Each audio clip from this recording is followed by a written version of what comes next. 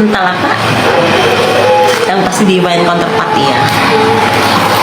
Biasanya memang gitu.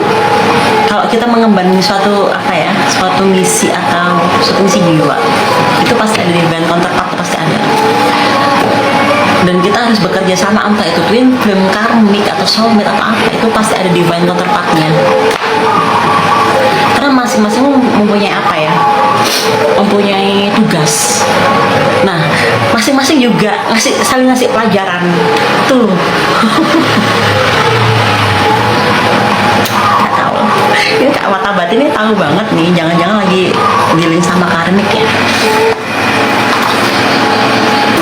Dan di semua hal aku gini,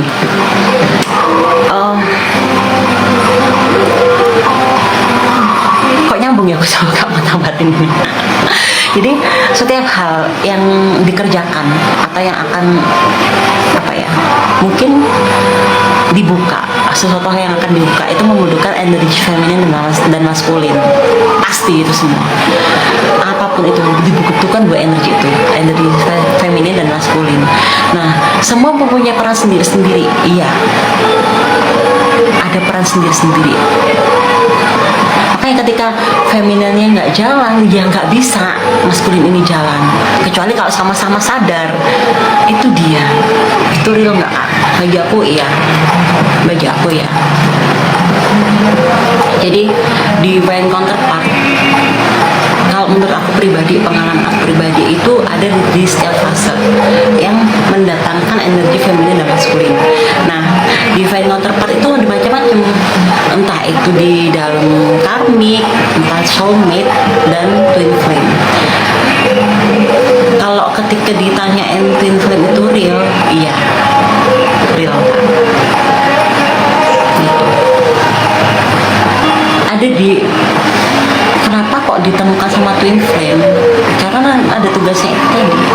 Di beberapa kehidupan memang kita nggak ketemu, tapi untuk kehidupan sekarang dipertemukan lagi bisa gitu. Sedangkan kalau soulmate itu setiap kehidupan kita bisa ketemu, tapi kalau twin flame itu nggak setiap kehidupan kita bisa ketemu lagi gitu. Nah, twin flame itu nggak terikat sama masa lalu, seperti misal aku hidup di zaman sekarang, misal aku bisa hidup di zaman sekarang, terus aku hidup di zaman Majapahit, di zaman Singosari. Nah, ketika aku di zaman Majapahit, aku bisa nggak ketemu loh sama twin flame itu. Tapi di zaman Sriwijaya aku bisa, di zaman Singosari aku bisa ketemu.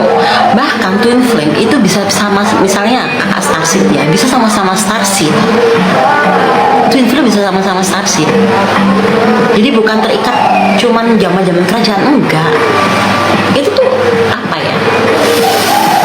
ibarat itu jiwa, bener-bener jiwa yang dipecah jadi dua, entah itu dia starseed maupun earthseed.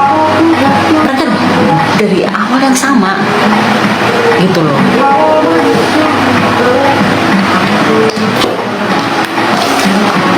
Bisa lepas gimana? Nggak bisa, Kak.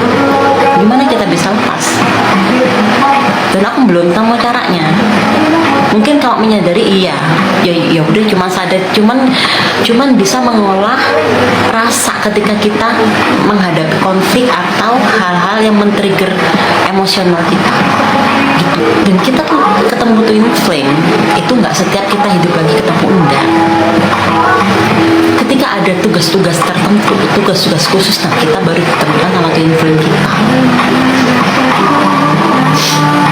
gitu. Bahkan kita bisa komunikasi, misalnya twin flame kita nggak hidup ya, entah itu misal kakak di sini, sedangkan twin flame kakak di planet lain misalnya, atau jadi entitas lain, kakak masih bisa komunikasi itu. Ini perasaan dari mana ya?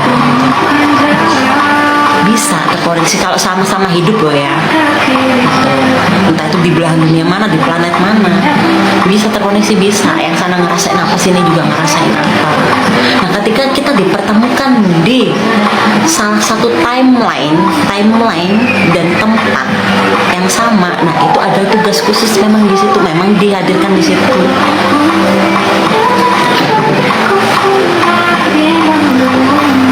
Nggak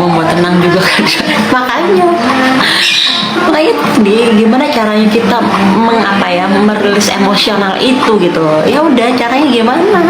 Ya udah doain aja gitu. Mau gimana? Rasa itu nggak bisa hilang. Nangis ya nangis, tapi terus apa? Terima aja nangisnya, terima aja sedihnya.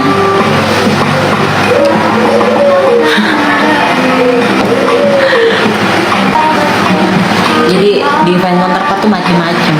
Ada yang karmik, tergantung dalam misi apa. Jadi gini, mungkin aku bisa jelasin.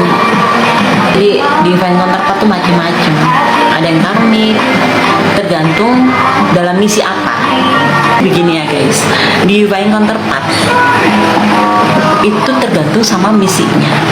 Misinya apa? Nah, di dalam misi tersebut untuk melakukan misi tersebut atau mengerjakan misi tersebut, divine counterpart yang dibutuhkan ini apa?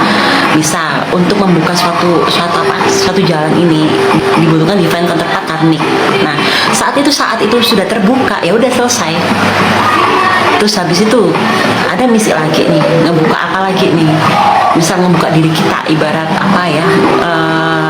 memproses the darkness of the soul kita didatangkan karmik itu tadi.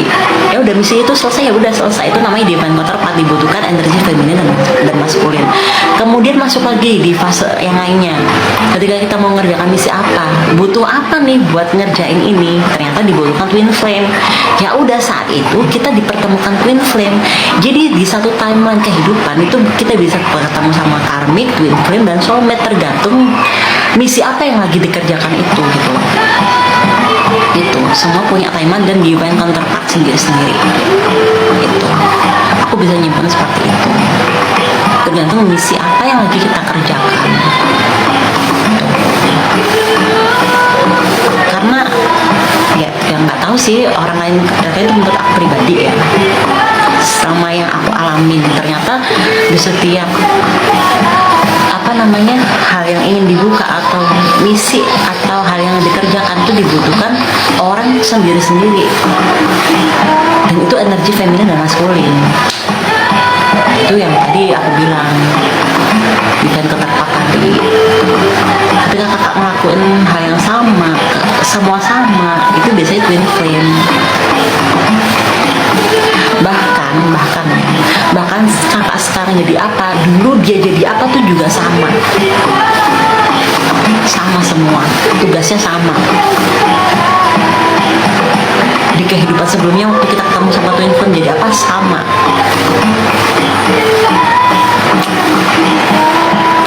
Cuman ikatan karmanya aja yang ngubah kita sekarang.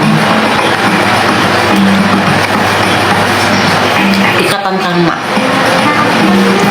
karena kerja semesta kompleks, cerdas sekali. Kita hidup sekarang tuh kan melalui beberapa kehidupan